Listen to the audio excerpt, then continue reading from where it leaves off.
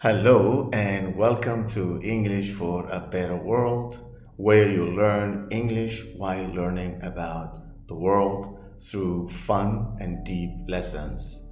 This is the first lesson for pre-intermediate level, and I hope you will enjoy it. It's shopping. It's a very interesting topic because some people love it and other people don't. So let's get into the lesson. Lesson one, I'm going shopping. Let's begin with a picture. Take a good look at this picture. All right. So it's one idea of happiness. Happiness is just around the corner. And do you remember what around the corner means? It's very close, near. So you just work harder, buy more stuff, make more money, and keep going. You do the same thing. It's a cycle. So you work harder to go shopping, to buy more stuff, make more money, and you keep going. I hope this is not you. Let's look at the highlights of our lesson. The theme is, of course, shopping, and you will learn vocabulary about shopping. The grammar, we will learn when to use any and when to use some. And the reading is about sweatshops. Well, we will find out more about sweatshops if you don't know what it means. Okay? So let's get started. All right, let's start with warm-up questions about shopping. Okay? Look at the pictures and you have questions. So the first question is, what comes to mind when you see the word shopping? What do you spend the most money on? How often do you go shopping? Do you enjoy shopping? Why? Do you think women enjoy shopping more? Again, why? What's your favorite brand? Where is it made? Do you ever buy things you don't need?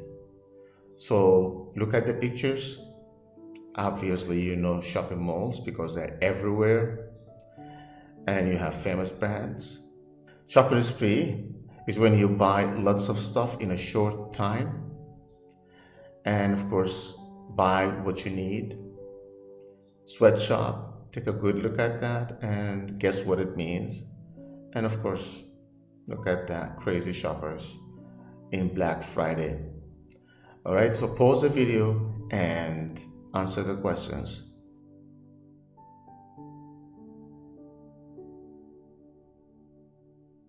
Well, now let's find out how people feel about shopping. Let's ask a few people, 4, and let's see how they feel about it. Well, we have Safa. What do you think of shopping? I hate it because it's so boring. I go shopping twice a year to buy some clothes. I don't like famous brands and I usually buy local products. So Safa, as she says, I'm a girl and I hate shopping. And it's really important because there's this idea that girls love shopping. All girls love shopping, but it's not true. Now, how about Omar? What do you think of shopping? I think shopping for things we do not need is irresponsible. I don't buy to show off. I shop for clothes once a year. I'm not into brands, but I do the shopping twice a week for vegetables and food stuff. That's what he means.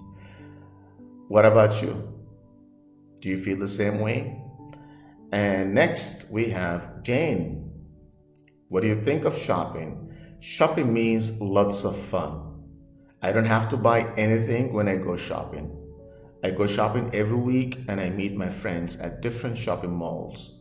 I have many favorite brands. Well, Jane thinks that shopping is fun. What about you? Do you agree also that shopping is fun? And finally, we have Sol, and she says, I love shopping.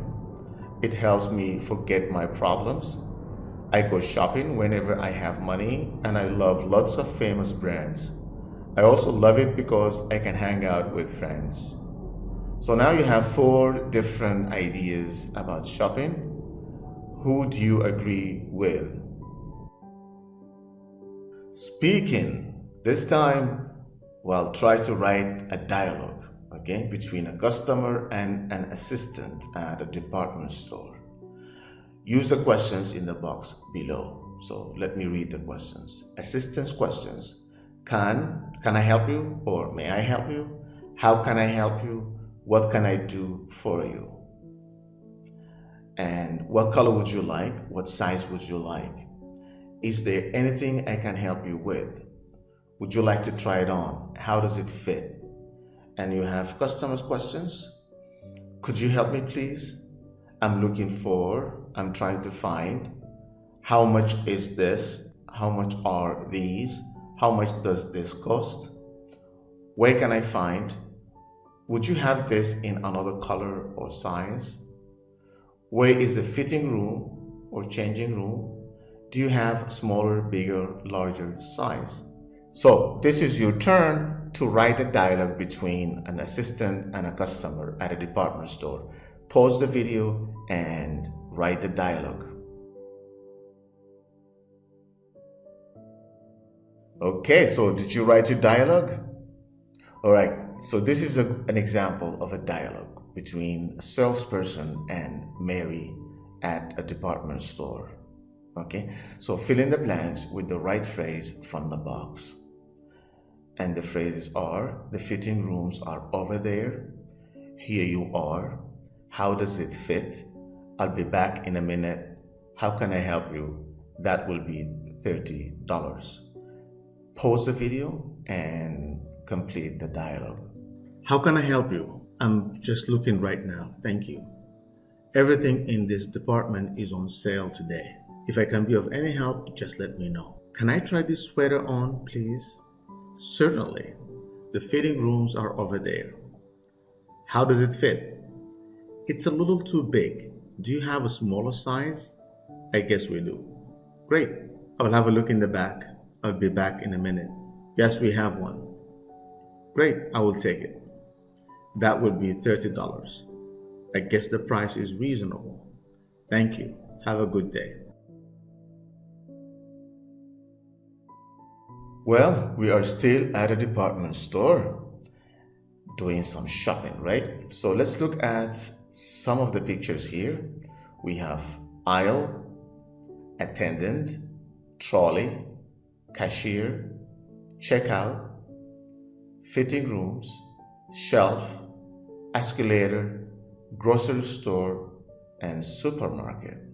Okay, so now put the words in the box under the correct heading in the boxes below. We have 3 headings: people, shopping, where to buy. So look at the example. Customer is people, shopping, trolley, where to buy, general store, right? Places where you buy stuff. So pause the video and do this exercise.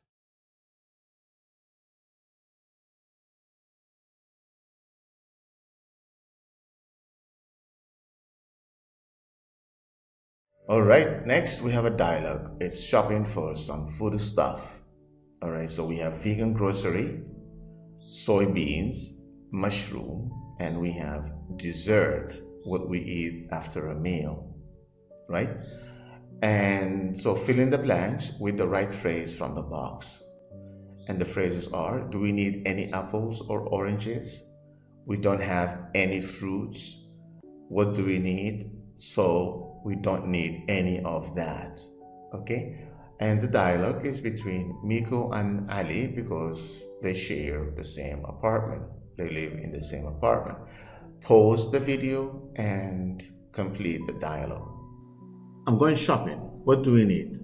We don't have any bread or soy milk. What about fruits? Do we need any apples or oranges? Oh yes, we don't have any fruits. Can you get some bananas and mangoes if they look nice? Okay, I'll get some vegetables as well.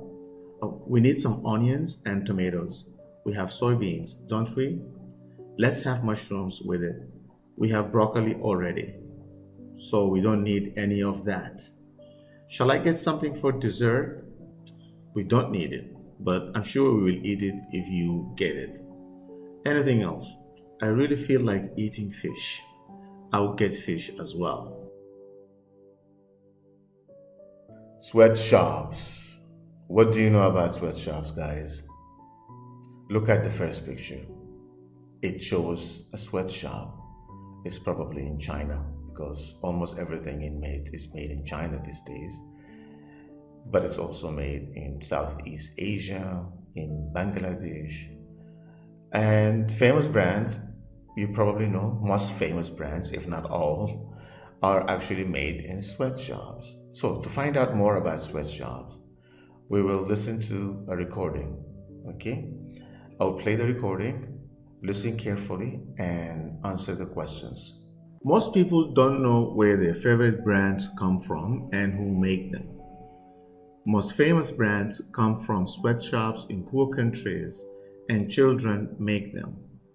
A sweatshop is a factory where workers work very long hours, about 16 hours a day, and for very little money, about $2 a day. There are 250 million children between the ages of 5 and 14 who work in the developing countries, 61% in Asia, 32% in Africa, and 7% in Latin America. These children don't go to school and they work from morning to night. They send this little money to their families. Shoes, clothing, rugs, toys, chocolate, bananas, and coffee are produced in sweatshops.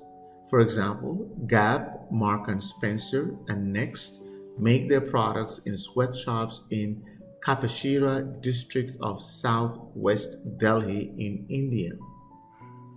Fortunately, more and more people are thinking about changing this terrible situation. When some people find out that their famous brands are made in sweatshops, they stop buying them.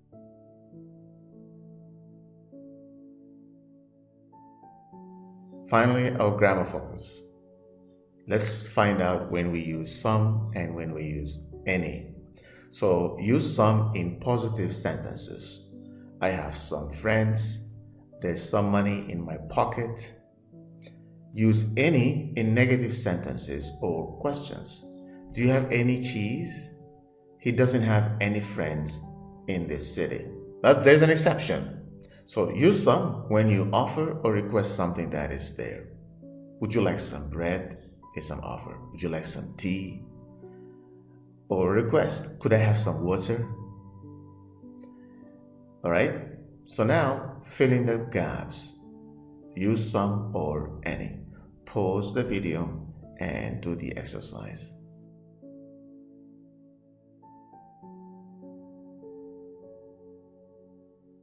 Well, this is the end of our first lesson, shopping. I hope now you will become a responsible shopper if you are not. And check out where your favorite brands are made. Make sure they're not made in sweatshops. Well, I'll see you next Saturday with another fun lesson.